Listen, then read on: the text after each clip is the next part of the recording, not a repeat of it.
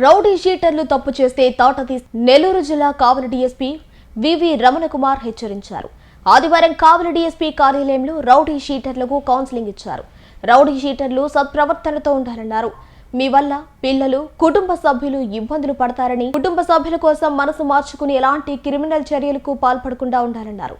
ఎవరైనా నేరాలకు పాల్పడితే వారిపై పీడీ యాక్ట్ నమోదు చేస్తారని హెచ్చరించారు. రౌడీ షీటర్లు తప్పు చేస్తే తాట తీసి నెల్లూరు జిల్లా కావలి డీఎస్పీ వివి రమణకుమార్ హెచ్చరించారు. ఆదివారం కావలి డీఎస్పీ కార్యాలయంలో రౌడీ షీటర్లకు కౌన్సిలింగ్ ఇచ్చారు. రౌడీ షీటర్లు సత్ప్రవర్తనతో ఉండాలన్నారు. మీ వల్ల పిల్లలు, కుటుంబ సభ్యులు ఇబ్బందులు పడతారని, కుటుంబ సభ్యుల కోసం మనసు మార్చుకుని ఎలాంటి క్రిమినల్ చర్యలకు పాల్పడకుండా ఉండాలన్నారు. ఎవరైనా నేరాలకు పాల్పడితే వారిపై పీడీ యాక్ట్ నమోదు చేస్తారని హెచ్చరించారు.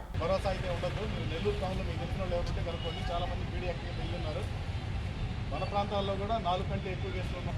మీరు కానీ మంచి పోర్తల్లో ఉండి ఎలాంటి గొడవల్లో ఇన్వాల్వ్మెంట్ లేకుండా డైరెక్ట్గా కానీ ఇండైరెక్ట్గా కానీ ఎలాంటి గొడవల్లో మీ యొక్క పాత్ర ఉండకూడదు.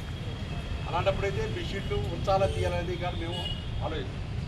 ఏంటే వాడి మాట ఈడి మాటని అనవసరంగా మీరు కానీ ఇన్వాల్వ్ అయ్యారా మీ కారణం మీరు జీవితాంతం మీరు బతుకున్నంత కాలం ఆ షీట్లు ఉంటాయి. మీ మీదంటే మిమ్మల్ని పెళ్లి చేస్తుంది మీ పిల్లలు, మీ పుట్టేది పిల్లలు వాళ్ళు ఏడుస్తారు. ఏంటి అర్థమైందా? కాబట్టి ప్రతి ఒక్కరు జాగ్రత్తగా మర్చిపోండి.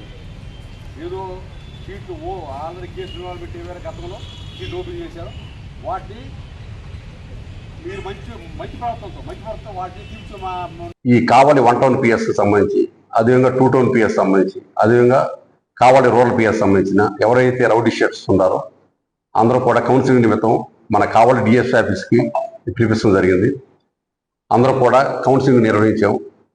అంటే వాళ్ళు ఏ పనులు చేస్తున్నారు, ప్రజెంట్ గతంలో వాళ్ళ మీద షీట్లు ఎందుకు ఓపెన్ చేయాల్సి వచ్చింది, వాళ్ళు ఏ నేరాల్లో పాల్గొన్నారు, అదేవిధంగా వాళ్ళు ఇక ముందు కాలంలో ఎలాంటి నేరాల్లో పాల్గొనకుండా ఉండి సత్పథంతో ఉంటే వాళ్ళ మీద ఉన్న షీట్లు తీసేస్తాను కదా మేము ప్రయత్నం చేస్తాము. ఇదే మాట వాళ్ళకు కూడా భరోసా ఇచ్చాము.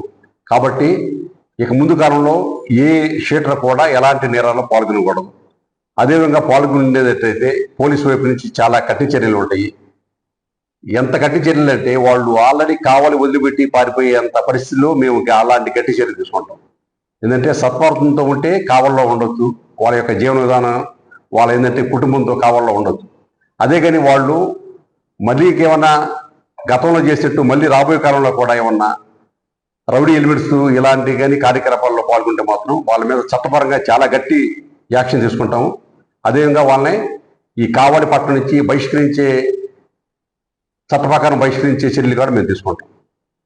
అదేవిధంగా ఈ ఎవరైతే రౌడీ షీటర్స్ ఉన్నారో ఈ రౌడీ షీటర్స్ వాళ్ళ ఏరియాల్లో ఏమన్నా కానీ తగులాటలో కానీ ఇంకేమైనా అలాంటి ఆటలో గలాటలో కానీ ఇన్వాల్వ్మెంట్ అయితే పబ్లిక్ మాకు వెంటనే తెలియపరుస్తుంది కోరుతున్నాను. ఏంటంటే సమాజంలో ఏంటంటే రౌడీజం అనేది చాలా ఇది అన్నమాట. ఏంటంటే మనం రౌడీజం అనేది సమాజం నుంచి మనము దూరం చేయాలి. కాబట్టి ఈ యొక్క పోలీసులు చేసే ప్రతి పనికి ప్రజల నుంచి మాకు సహకారం కావాలి. ఏమన్నా రౌడీ ఎలిమెంట్స్ మీ ఏరియాలో ఏమన్నా జరుగుతుంటే మీరు వెంటనే మాకు ఫోన్ చేసి తెలియపరచవలసిందిగా కోరుతున్నాం.